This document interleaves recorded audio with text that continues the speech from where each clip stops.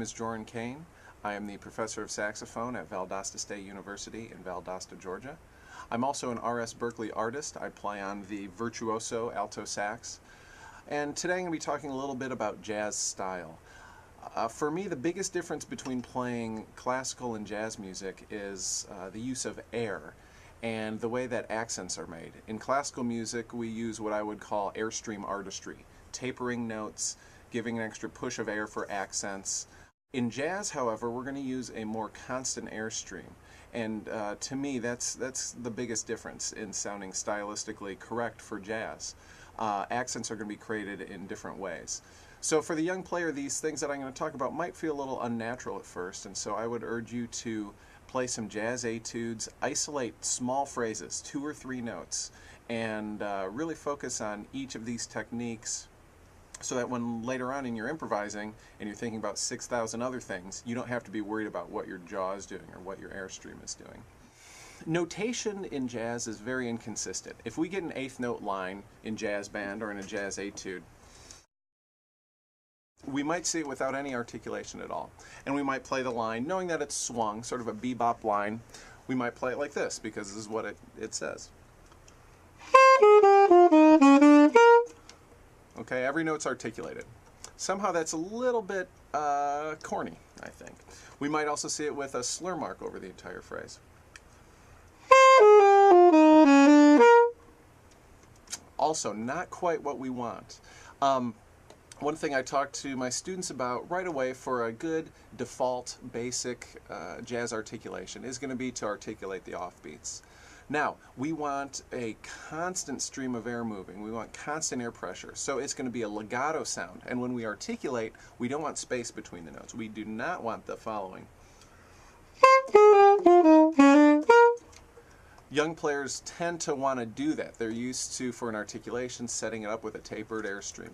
If we think of a garden hose that is attached to a faucet, we turn on the faucet and there's a constant pressure and constant water stream.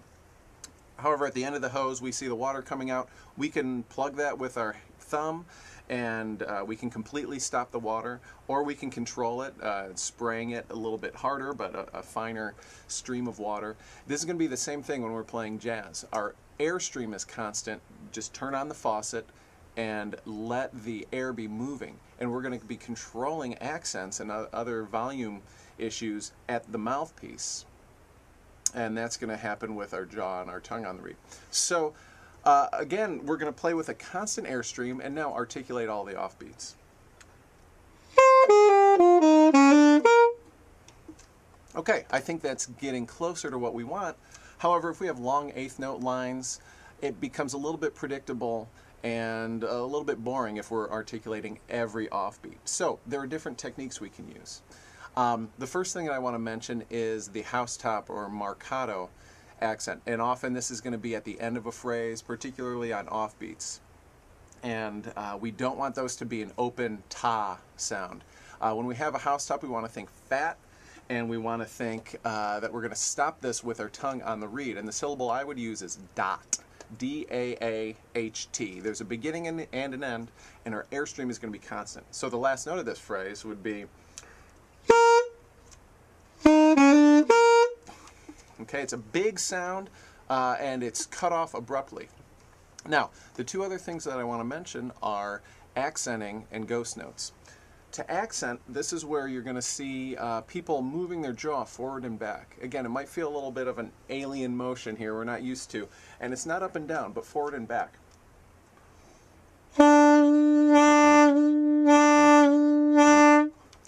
So what's going to happen is our teeth are sort of a lever here, and we're going to roll forward and backwards on the reed. When we roll backwards, it's going to muffle the reed, so it's not going to vibrate as much, and it's going to be softer. When we roll forward, it's going to vibrate more freely, and it's going to create an accent.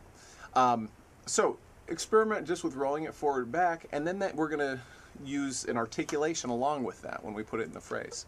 Now, to make notes softer, to ghost the note, I'm going to suggest that you actually put your tongue on the reed and hold it there. And it feels like a very slow articulation, very lazy articulation. And at first, there's a little bit of a tickling sensation as the vibrating reed touches your tongue. If you really apply pressure, that'll go away. And touch your tongue to about 75% or so of the reed's surface. You don't want to completely stop it. Again, think of the garden hose with some water spraying out, because you do want the reed to vibrate a little bit.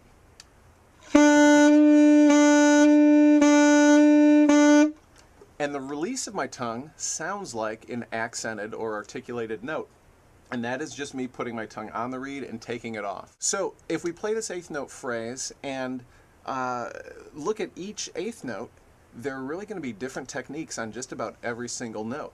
And of course, this is one interpretation of the line. It could be played in many different ways. But this is how I'm going to play today. And watch me for my jaw movement.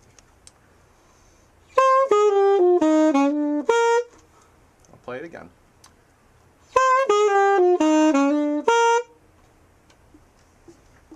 Okay, so this hopefully will help get you on the path to playing with correct jazz style. It takes a while for it to feel natural.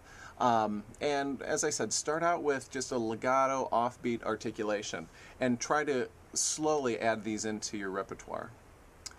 I hope that helped. Again, my name is Joren Cain at Valdosta State University, and I'm here for RS Berkeley.